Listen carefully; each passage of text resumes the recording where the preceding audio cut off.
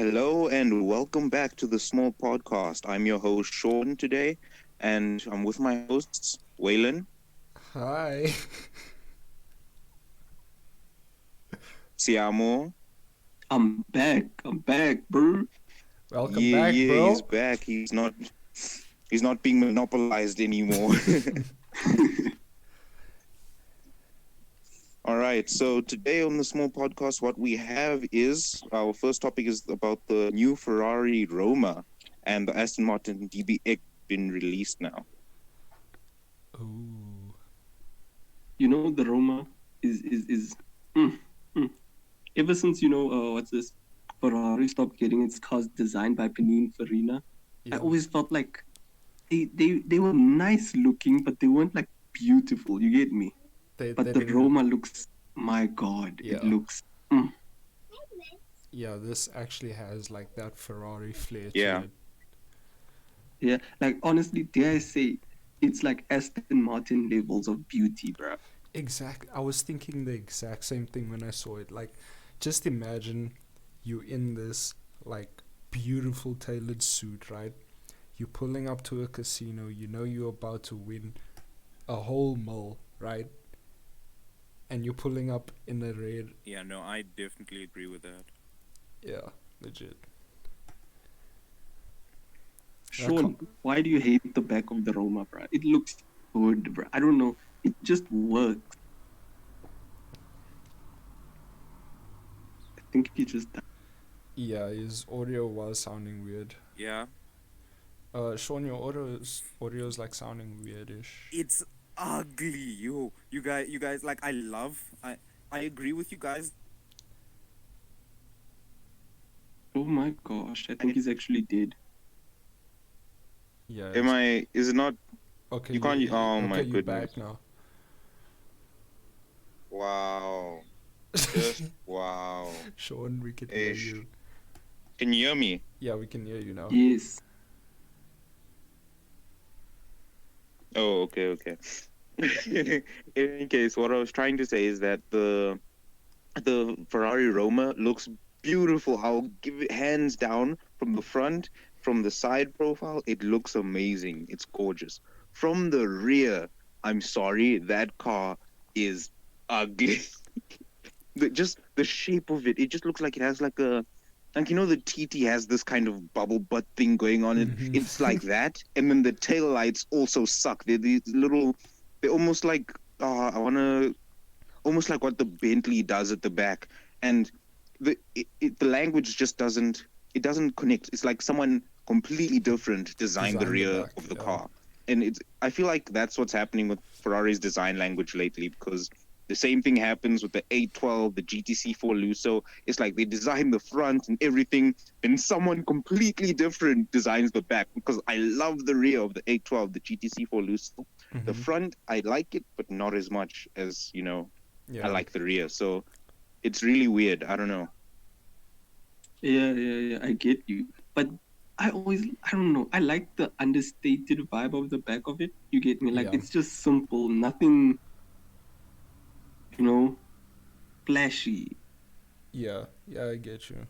But even then, it is a pretty beautiful car. I mean, if you have to see one flying down the road, it will sure to be turning some heads. Yeah, bro. And who at Ferrari thought of painting the grille? Because that man deserves a raise. Okay, Sean, Like cut that out. girl. Yeah. Okay, we can. Yo, that Oh, it's girl done. is just it's just the piece de la resistance. Like Yeah, I'm just in love with that girl. Yo. yeah, legit. Let me pull up an image of it. I just wanna admire it a bit. Bruh. But I honestly don't like it in red. I'd get it in grey. I think it would look amazing in like black, either like a satin black or like a matte. I hate blacks on cars because they hide the like body lines and all of the sculpture of the car. You get me? Ooh, I but just this hate black on cars. the satin gray looks pretty good though. Yeah, that's what the color I first saw it in, and I've Yeah. loved it in that. Yo, it's funny how modern day Ferraris don't look as good. Like they don't look very nice in red. Yeah. Yeah. Well, except for the actual supercar Ferraris. So good. Oh, you mean like the SF90 and stuff? Yeah. Sean, what was that? I Really? think he's gone again. Oh, you back? He's here. He's just really soft for some reason. Sean?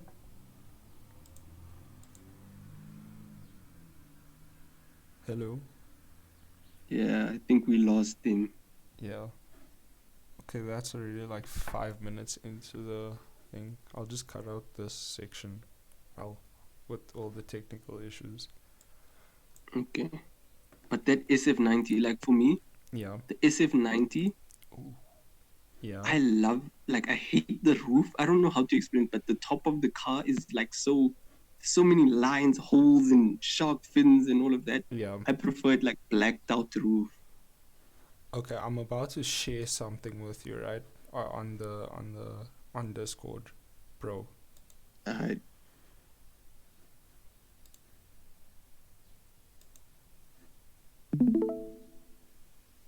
Please tell me you see this yellow Roma supercar design, bro. Is it in the podcast Discord? Because I see nothing. Yeah, it's in the voice chat thing. Oh. Like if you click on it again, it should show. In the round table, the podcast chat, or which chat are you sending this on? The chat Oh that wait, we're on no, now I see. is the voice chat. Oh, I just joined the live stream thingy. Yeah, But that's I what I don't was see talking none. about. Oh, in yellow.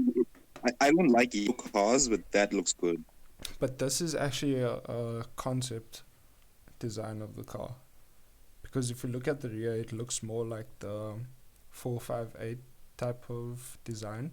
Oh, yes. It's Yeah. mid-engined. Yeah. You know what color this would look amazing in? Yeah.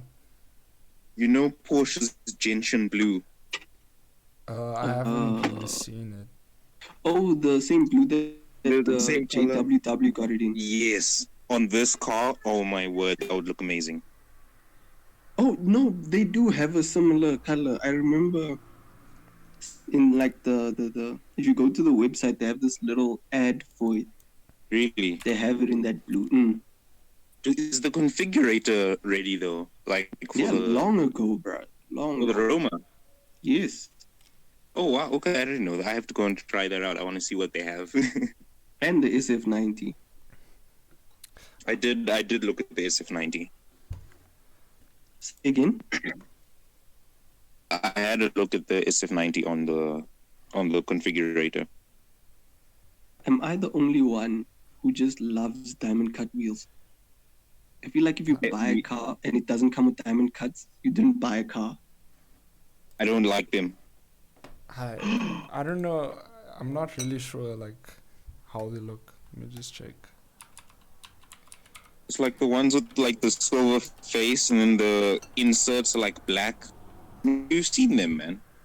Like the 458 wheels. Dude, you can't just say the 458 wheels. There's so many options. AMG wheels, yeah, they look disgusting. What? So I'm the only one who likes diamond cuts, bruh. For me, they're like, oof. Well, it depends on what car it is, what meat it's wrapped in, and also how well kept it is. Because these AMG ones, I've seen a lot of terrible looking ones, so it could just be that. Oh, I get you. I feel like a color, if you're going to have two colors on a wheel, it needs to be a two-piece wheel or three-piece, where you're going to have the face be a different color and then the rim be a different color. You can't have two different colors on the face. Yeah. It just doesn't look right to me.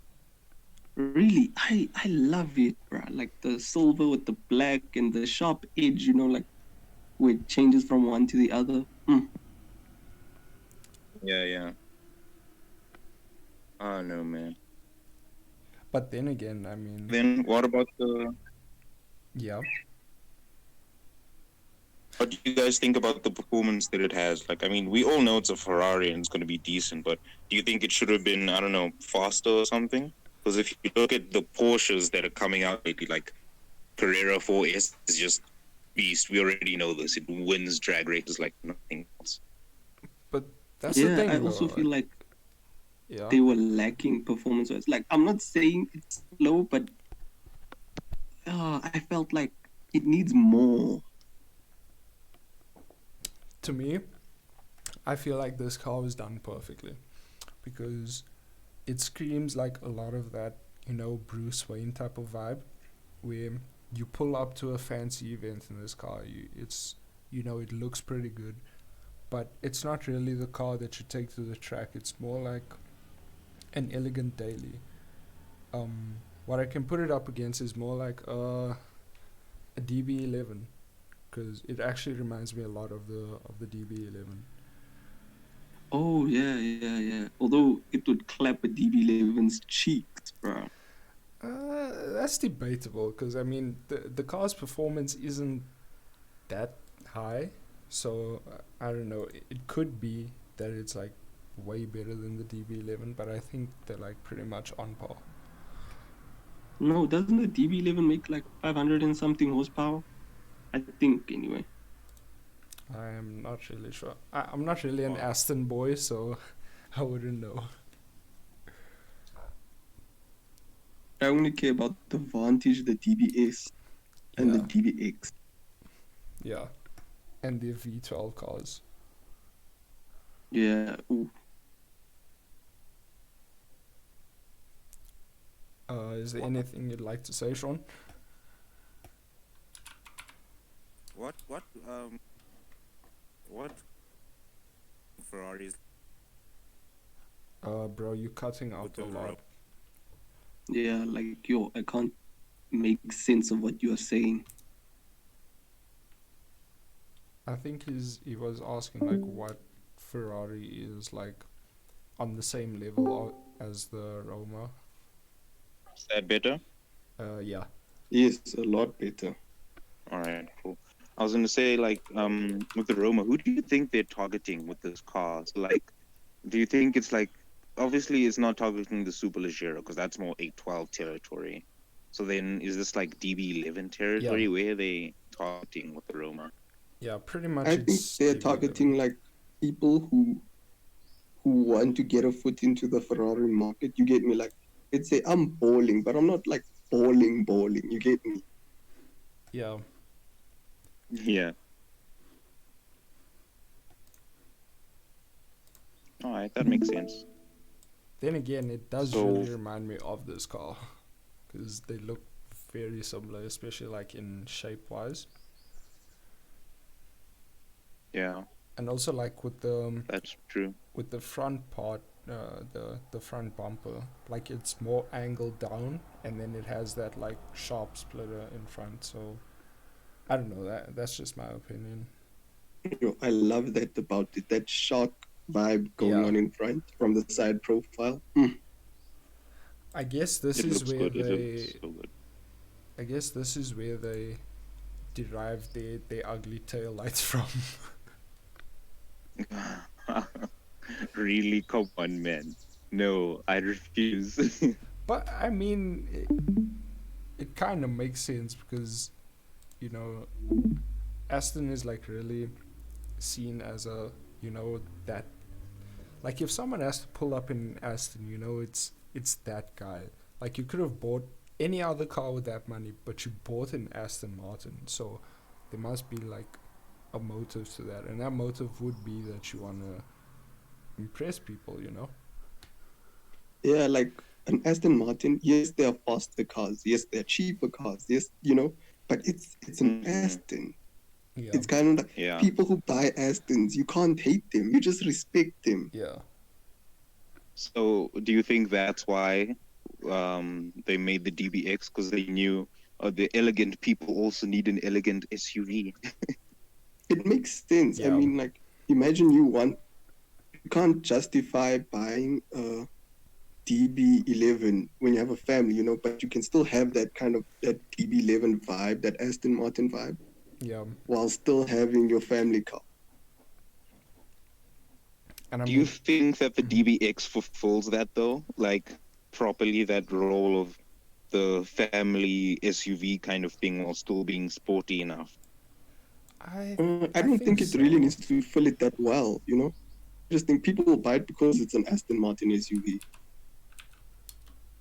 Okay. That's reasonable.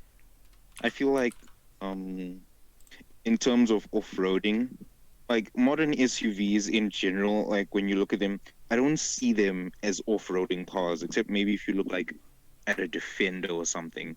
But Yeah, SUVs in general, like they're more like big cars at this point, to be honest. yeah, because a lot of them look a lot like they're smaller, faster cars, but they look bigger. So yeah, Yeah, I get you. Like, honestly, I feel like car companies are only developing the off roading capabilities of these cars because people are going to compare them. But to be honest, nobody's going to use it. yeah, Yeah, I mean, like how many SUVs have you seen? And you like you don't even have to like see the person driving. You just know it has never been off-road. yeah. It's like if you owned a Rolls Royce Cullinan, would you really, like, would you really want to drive that thing through the mud and all of that? Yes, it's capable, but would you want to do it in that car? Dude, a single scratch on that thing cost you a small SUV. And I Bruh. mean, whoever owns a Cullinan, chances are you're so busy that you're not gonna be able to go off roading over the weekend. So I don't see someone with Cullinan True, very like true. going off Unless roading. you're And old. anyway, if But you even if own a you're old, what are you Cullinan, doing off-road? Yeah, I feel like if you own a Cullinan, you can afford to get a Defender, which is better off road, and you don't scratch your Cullinan. Very true. But then there's the unreliability of Range Rover and Land Rover. So I don't know if I had But a it can't be choice. unreliable when you just get it. No, Yeah, it will be trust me. fine for like the first 2 years ish. Okay, yeah, true. And by then if you can afford a Cullinan, by then you're probably gonna Until have the a different car. warranty ends. Yeah, Yeah, it's just like phones, bro. yeah.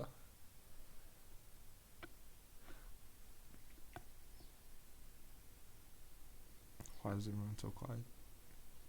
I don't know. I think Awkward moment. It's okay. I think we're done with this topic now. Yeah. Okay, so Okay.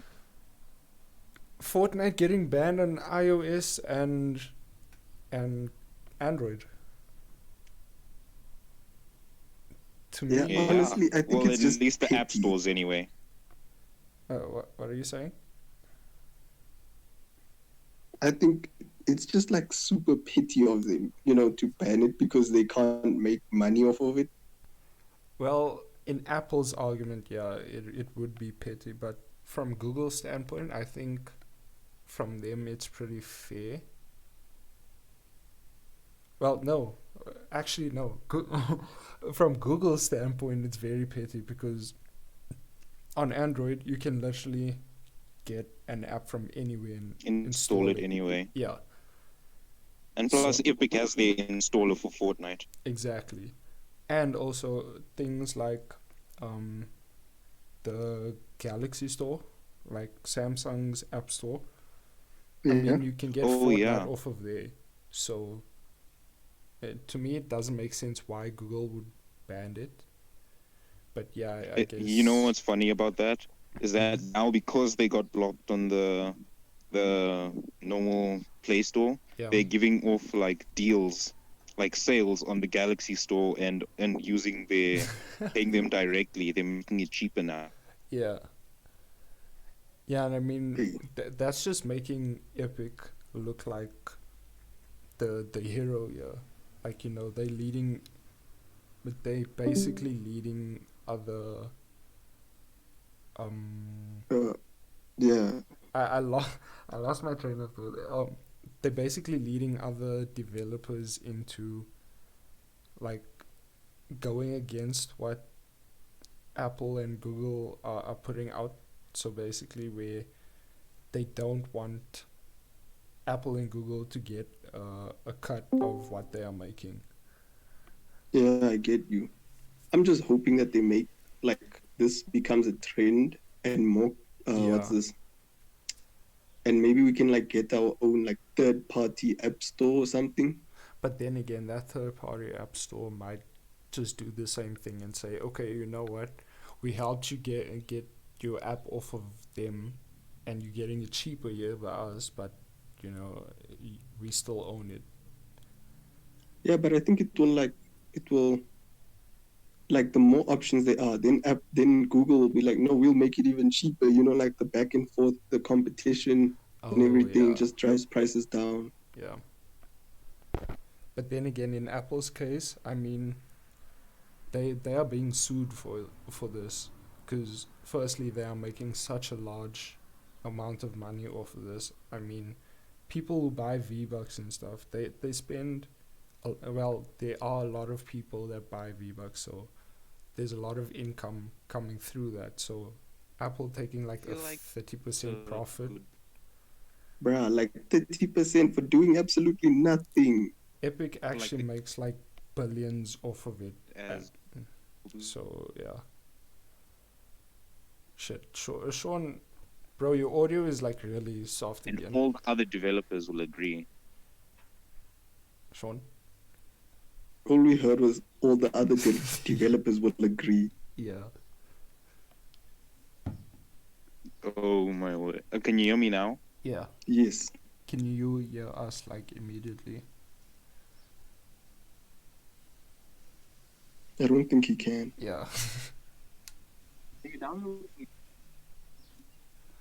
Oh, Sean can't hear you. Hello? Hello? Can you hear us like immediately?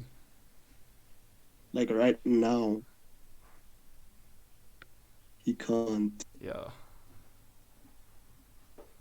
Anyway, as I was saying, like I think it is very smart of Fortnite as well, because this is like getting people to talk about Fortnite again. Yeah. Well, I mean, coming from like my side, I still play Fortnite very often, and like I'm trying to get better and everything. And this is like just shaking the entire community, because there's new games such as Fall Guys and Warzone that are just taking all of the attention. But now this is bringing it back to Fortnite, so that could be a short. Fall Guys looks good though. I feel like it could totally beat Fortnite. You know what my opinion on Fall Guys is, right? I feel like this game should have been a mobile game. Seriously, like full on. I feel like a lot of people are just getting multi by this game, bro, because there are people like on PlayStation and on Xbox that are paying like 300, 400 rand for this game. Oof. So yeah, I really feel like it's a rip-off. I mean, it is fun at the end of the day, but for a game that looks the way it does, and it doesn't have like multiple modes or anything, and also with microtransactions, I feel like it's honestly ripping people off, and yeah. Oh, that's I just get you. that's just my opinion on it. Other people are loving it. People ride any wave these days. That's very true. That is very true. And it all started like with streamers and stuff. The game has been out for a while, I think. Let me just double check on that. But yeah, streamers have like started playing it, and it now started getting like popularity from that. So there's like a bunch of people playing the game. Yeah, I get. But it might just like die out. You know, like once the streamers leave a certain game, Yeah. like it starts to die. Oh, it only came out on the 4th of August, so it's not really that old, but yeah, I mean, it's heavily overpriced for what it is. Yeah, I get you. Games like this would back in the day would have came out like on Nintendo, and you'd pay like 100, 200 rand for it. And I mean, it would be fun. The whole family can play it, but I feel like 400 rand, bruh. Like, yo, yeah. that is. Have you seen the game? Nah, I haven't, to be honest. If you see I've- it, you'll I've understand what been- I mean, bro. Yeah. It's the most simple game ever. Like, all you do is jump, dive, and dodge like a bunch of moving objects, and you can grab each other. It's Just sounds like a mobile game. You are right, bruh. It sounds like a mobile game. like, if you have to look at it, it looks like a kid's mobile game. Like, I would give this to my 6-year-old cousin to play, and I mean, she'll love it. I get you. I feel like they can just make it an all platform game. Sean, Yo, bruh, your audio is choppy, bruh. it's like really choppy. That point, just everything. Still, oh my. Okay, it's a bit better, but yo, we like 26 minutes in, but I'll have to cut out like a lot of the stuff. Is that Shane in the background? Yeah, I don't know. He's jumping around for some reason. I don't know what's happening. Next week he's a guest on the podcast, bruh. Yeah. Okay, so I think we, unless you have anything to add, Sean, I think we done with this topic. Yeah. So there's nothing from you. Yeah, no, I don't have anything. Okay. So Formula One, guys. I don't know what's happening this week, but yeah. It literally just started, like as you said that I got a notification. Oh wow. I don't expect much to happen this week, bruh. Like, honestly, it's Barcelona. Mercedes is gonna have a 1-2, you know. I doubt it. I don't think they'll get a 1-2. Why? They're going to be on the podium for sure, but they're not going to get a 1-2. And my prediction is that they're going to have tire issues like last week, because the Mercedes seem like it doesn't work well in the heat, but the Red Bull does perfectly fine in the heat, which is how Verstappen got his win last week. Last year. Oh my So god. I think Verstappen Yeah. is either going. Huh? No, sorry. I was Carry on. Oh, okay. I think Verstappen is either going to win or he's going to split the Mercedes. I don't know. Depends how the strategies are going to go this weekend.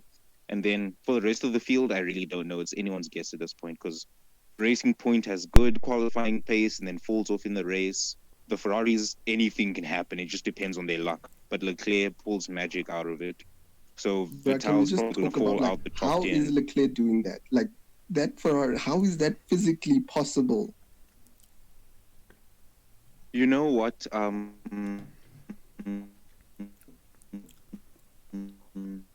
I read the background that Leclerc has, like, coming up through the way that you have to do it nowadays, where you have to come up through karting, then F3, 2, and whatever, Yeah. is that when you get there, you have to deal with whatever you get.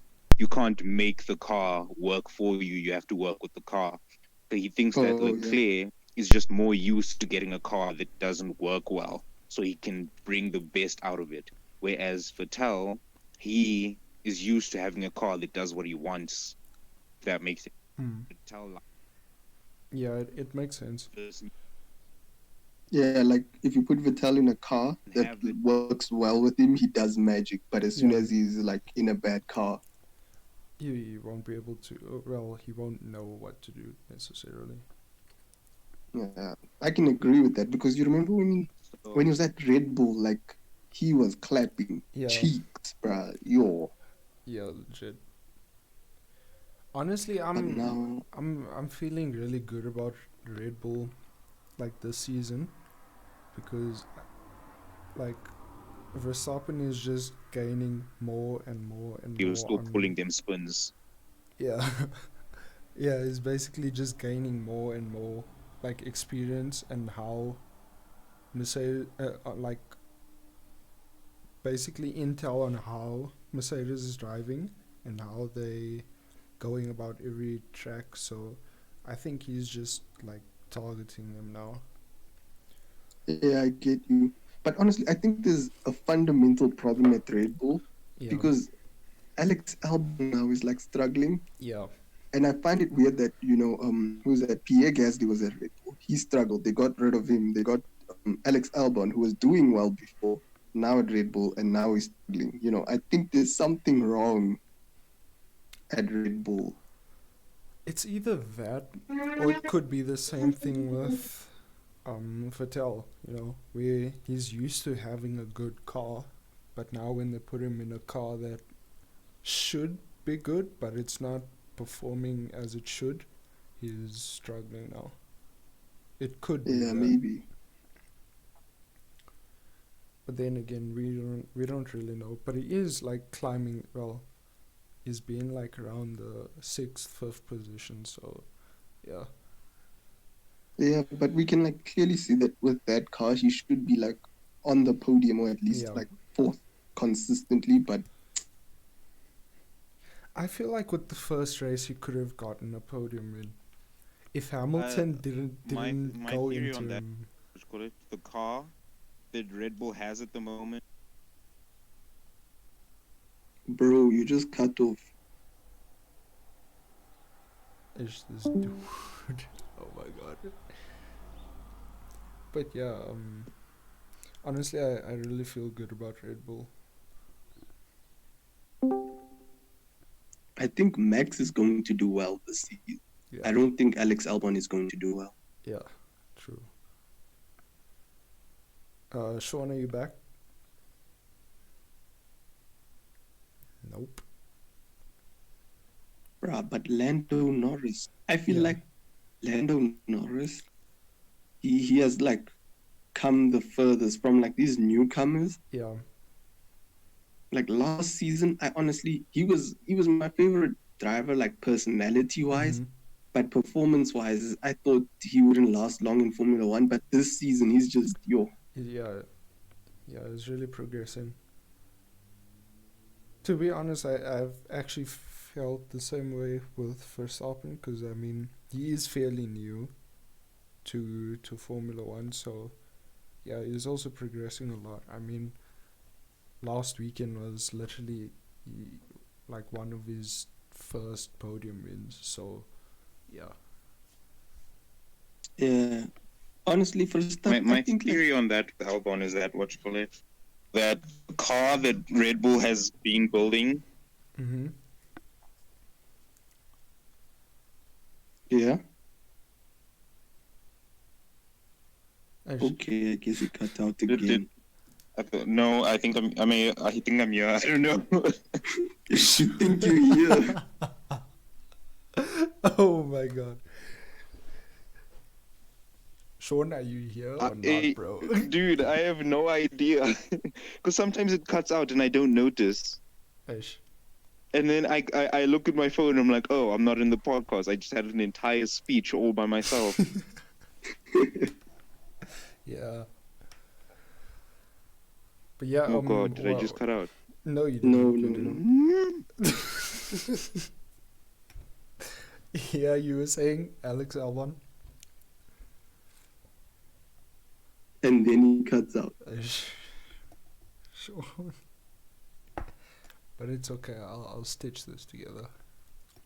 Yo, this is gonna be a lot of work for you. Not really. You'd be surprised. It takes like about an hour maybe. Damn. Like if I really put work in and I'm like focusing, it takes about Yeah. an hour. What do you edit it on? I use Wondershare's Filmora. Alright, cool. I low-key have a cracked version, don't tell anyone. Hey bro, how else are you gonna do shit?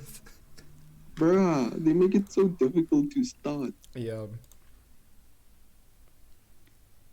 But hey, at least I have Sean to guide me, like, where to get all of this shit.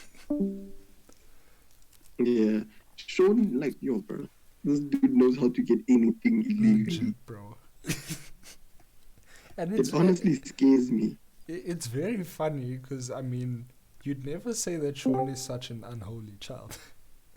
Bruh. Okay, so Sean, I'm gonna quote him now. He put this in chat. My theory on Albon is that the car Red Bull has been developing was built for Verstappen. Verstappen can handle a difficult car better than Albon can. Okay, yeah, it makes sense. Yeah, because like you remember last season's Red Bull was Yeah. easier to handle and like to control, Yeah, and he was doing really well. But this season's one is like really unstable and sketchy. yeah. But then again, everything has been unstable and sketchy in 2020. So, Bruh. yeah. But hey, at least things are getting better for us here in South Africa. I mean, I feel like things are finally, Opening up and stuff. yeah. Yo, bruh, this morning I Mhm. went out with my family and stuff. It was so nice to just go out and have Yeah. like a somewhat normal day.